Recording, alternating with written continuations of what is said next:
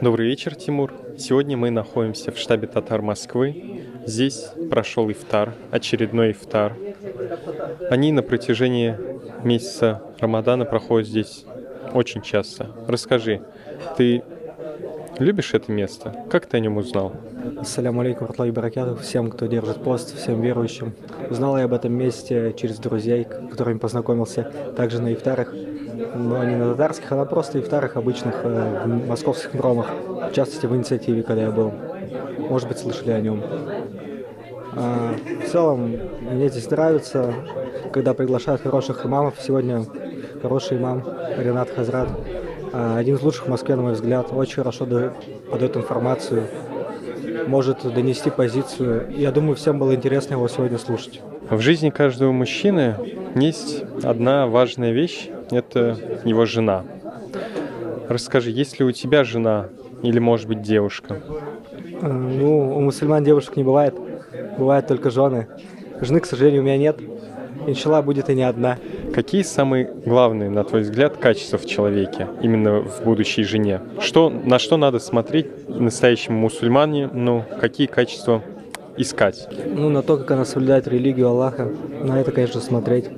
На то, сколько она поклоняется, какие у нее знания.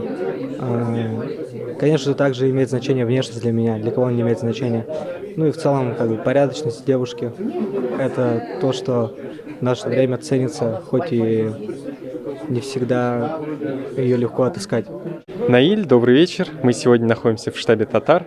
И сегодня у нас очень прекрасный праздник. Среди нас много красивых мальчиков, девушек. Расскажи, как в Москве, да и в целом в любом городе на земле найти себе спутницу жизни? Если ты хочешь девушку для семьи, нужно искать семейную девушку. Если ты понимаешь, что ты к семье не готов, что такое, пока не созрел, твой Пока мозг. еще пробуешь. Да, пока еще пробуешь, то найдешь семейную девушку, а ты весь из себя такой, не семейный, ты ее сломаешь. Расскажи, можно ли иметь двух девушек, например? Я думаю, нет, нельзя. Мы же знаем, это невероятно сложно. Если, как у нас в исламе, нужно одинаково дарить им свое внимание, заботу. Одной Мерседес подарил, второй точно такой же, одной квартиру. Это невероятно сложно. Разделить себя, внимание поровну, быть справедливым. Еще жизнь у тебя есть своя, с собой заниматься, какой-то карьерой. Я думаю, это полностью невозможно, и даже не стоит думать об этом, задумываться. Но если вам там много лет, вы миллиардер, и вы всего достигли, можно там на 60 годах там и 2, 3, 4 жены. В общем, если вы арабский шейх, можно собирать свой гарем. Расскажи, как ты провел 8 марта? Есть ли у тебя спутница, которой ты дарил подарки? Нет, у меня нет спутницы, не было никогда. Но я хочу сказать историю. Мне когда было мало лет, когда я был школьником, и я на 8 марта, у меня была идея бизнеса, у меня было 230 рублей, я пошел, у меня была идея, что я куплю розу, я пойду ее продам кому-то, куплю за 150 рублей, продам ее за 200, потом еще так, и у меня будет, уже много роз и много денег. И я пошел, у меня хватило денег даже на 2 розы, и я 6 часов с ними гулял по Ульяновску в мороз, прошел от Засвежа до центра 6 километров, и никому не смог ее продать, потому что на меня люди смотрели, и о, какой милый мальчик, идет с 2 розами, дарит своей девушке. Я не мог нарушить их мнение обо мне, что я сейчас купил мою розу. И, в общем, первую розу у меня украл бомж и подарил своей спутнице. Вторую тоже какая-то девушка, так сказать, с вечеринки шла такая, немножко веселая, так сказать. И говорит: о, привет, а что это у тебя тут? На, забирай. И я тогда сделал вывод, что если вы идете с чем-то, и у вас что-то есть, и вы не можете это предложить миру, продать, то мир сам заберет это у вас. Да, и совершенно на других условиях, а не на тех, которые ты ожидал первоначально.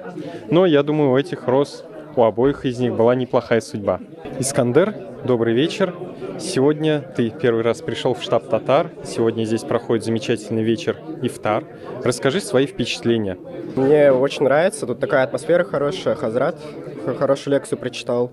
Спасибо ему большое. Спасибо всем, кто организовал это место. Приятно. Да, сегодня была замечательная лекция Рената Хазрата.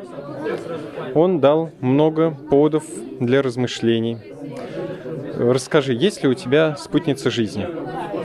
Спутница жизни? Нет у меня. Пока нету. И даже кандидаток нет. Нет. А в каком университете ты учишься? Я учусь в МФТИ, Московский физико-технический институт. Да, МФТИ — это не самый легкий вуз.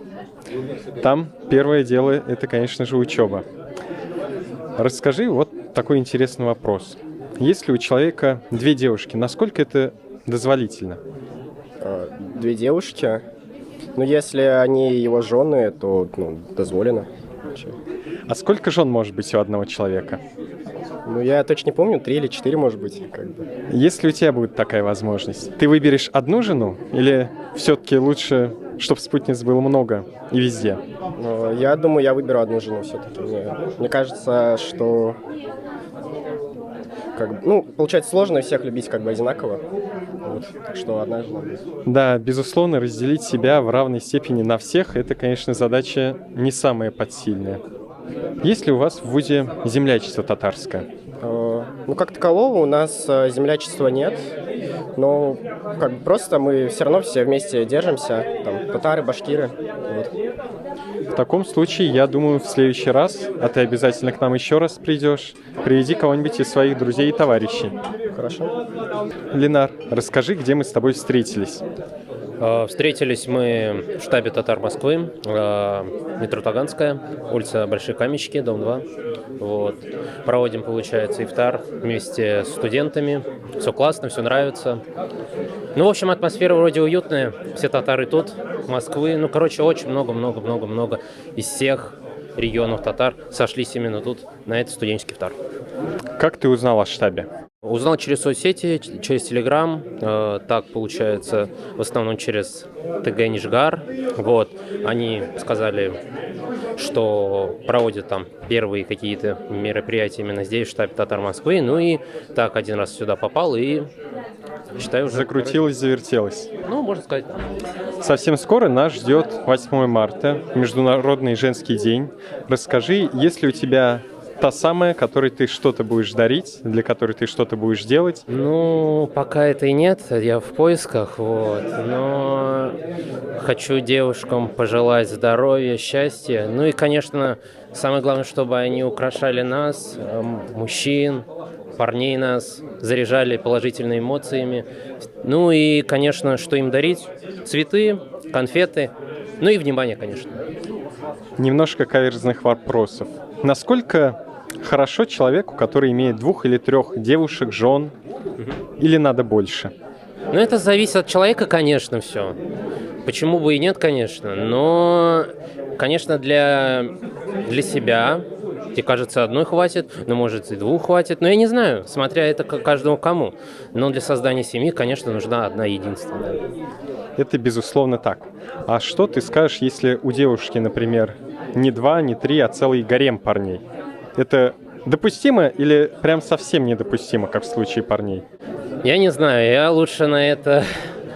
на это решение лучше затрудняюсь ответить. Вот так. Я даже Ты не знаю, как решил воздержаться. Воздержаться так. Да, потому что когда задумаешься, что ты не один у женщины, то действительно и сказать нечего.